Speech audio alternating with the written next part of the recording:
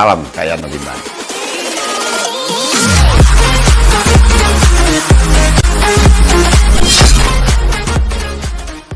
Assalamualaikum warahmatullahi wabarakatuh. Ketemu kembali di Kak Yatno Bintang. Kali ini Kak Yatno Bintang akan menyajikan pembelajaran berbasis project. Pembelajaran berbasis project. Pembelajaran yang sering dipakai di sekolah-sekolah yang memang memperhatikan kemampuan anaknya. Negara Finlandia, dia suka sekali dengan berbasis project. Begitu juga Korea, begitu juga di Indonesia. Banyak sekolah-sekolah sudah menerapkan pembelajaran berbasis project. Tetapi banyak guru yang tidak yakin dan sudah terbiasa dengan berbasis ceramah sehingga susah menerapkan. Tapi tidak apa-apa, yuk kita beralih ke pembelajaran berbasis project. Yang penting biasa, pembiasaan. Lama-lama anak akan menjadi orang yang suka dengan berbagai macam project. Project itu bisa skema, bisa gambar, bisa tulisan, bisa konstruksi tertentu, bisa hasil-hasil tertentu, bergantung kreativitas guru. Bagaimana langkahnya? Berikut ini. Kali ini saya akan menyajikan model Surpos, S-U-R-P-O-S, model Surpos. Pembelajaran berbasis project, tipenya sama, yang penting menghasilkan project dengan mengurai tugas, problematika, kolaborasi. Anda bisa menyebut nama saja, apa saja, tapi kali ini saya akan menjelaskan secara detail model Surpos, S-U-R-P-O-S.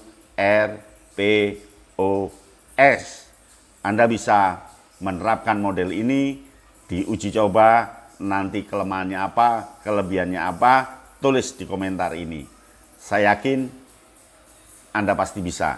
Pembelajaran berbasis project, pembelajaran yang diharapkan oleh Indonesia, dan betul-betul akan membuat kita bangga terhadap hasil yang akan diberikan oleh siswa. Tampak berbagai foto, itu adalah beberapa guru yang sudah menerapkan metode pembelajaran berbasis project. Yang pertama, sampaikan projectnya. Sampaikan ke anak-anak projectnya, dan ingat project satu dengan yang lain boleh berbeda. Project satu dengan yang lain boleh sama. Project satu dengan yang lain boleh punya tingkatan kesulitan yang berbeda-beda. Bergantung ukuran yang dipakai oleh guru.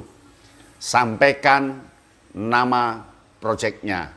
Contohnya, anak-anak kalian akan membuat sebuah project. Project itu berasal dari komponen ini yang nanti menghasilkan sebuah benda yang bisa bermanfaat untuk makanan atau apa yang bisa disajikan lewat gambar, grafik, atau apa. Begitu, jadi yang pertama, sajikan atau sampaikan ke siswa. Jadi S itu sampaikan. Nah, yang kedua, uraikan. Jadi siswa mengurai materi yang telah disampaikan oleh guru, jenis-jenis proyek yang akan dikerjakan, itu diurai. Siswa secara mandiri atau berkelompok atau lewat kolaborasi, dia mengurai materi yang diberikan oleh guru, yang disajikan tadi. Jadi yang kedua adalah U. Yang dimaksud uraikan itu dibuat komponennya apa, alat-alatnya apa, prinsipnya apa, jenis-jenisnya seperti apa, lalu cirinya bagaimana.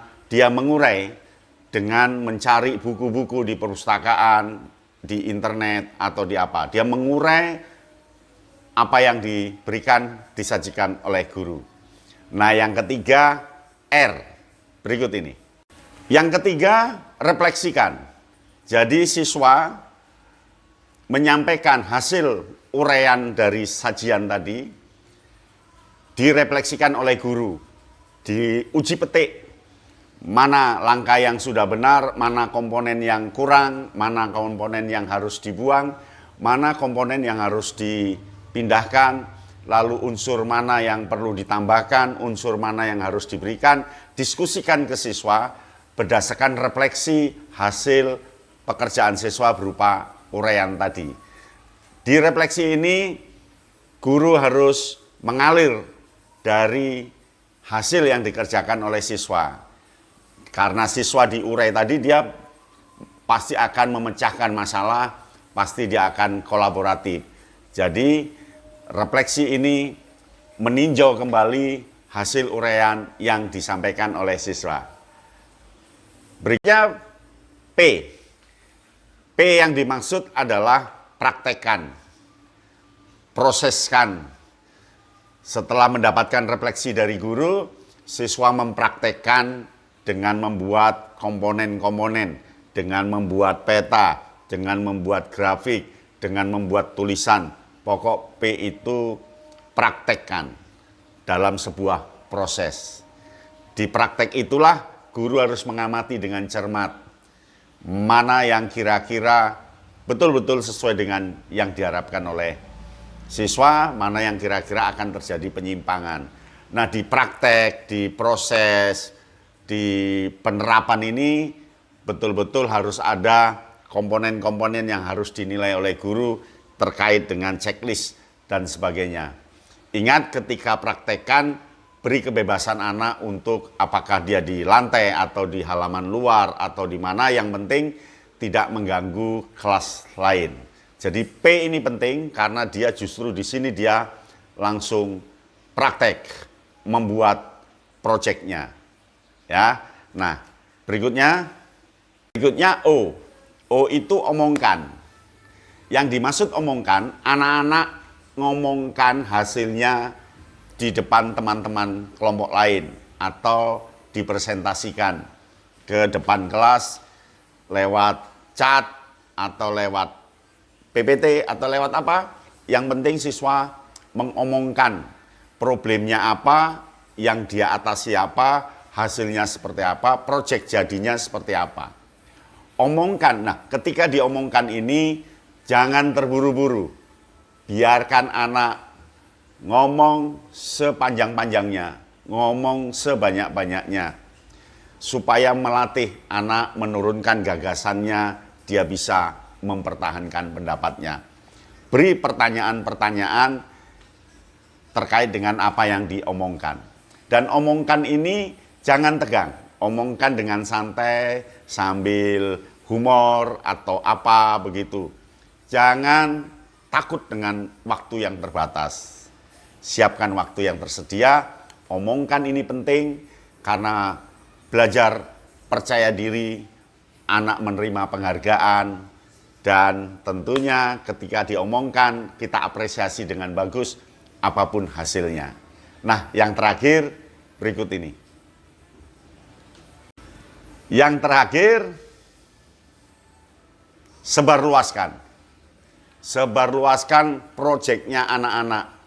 Apakah itu ditempel di dinding, apakah itu diletakkan di pameran, ataukah diunggah ke media sosial anak-anak, atau ditunjukkan ke orang tua, supaya anak tahu bahwa apa yang dia lakukan ternyata dapat menghasilkan sesuatu, yaitu apresiasi dari orang lain. Sebarluaskan ini penting karena dengan begitu anak meningkat kekuatan daya proyeknya. Ingat, pembelajaran berbasis proyek tidak boleh sekali, harus berkali-kali sampai anak itu terbiasa. Nah, sebarluaskan ini penting untuk anak biar tahu ternyata banyak orang yang menyukai proyeknya. Sebarluaskan, tahu ya, bisa lewat tempel di dinding, bisa di majalah sekolah, bisa dipamerkan di depan kelas, atau di pameran nanti pameran sekolah di akhir semester, muat di media sosial, muat di blog, dan diportofoliokan. Begitu? Nah, saya yakin bisa, jadi semuanya surpos, S-U-R-P-O-S, S, model Surfos. Yang dulu Kak Yano Bintang menyajikan model Epic, elaborasi, dan seterusnya. Nah, sekarang model Surfos. Sampai di sini, salam Kak Yano Bintang.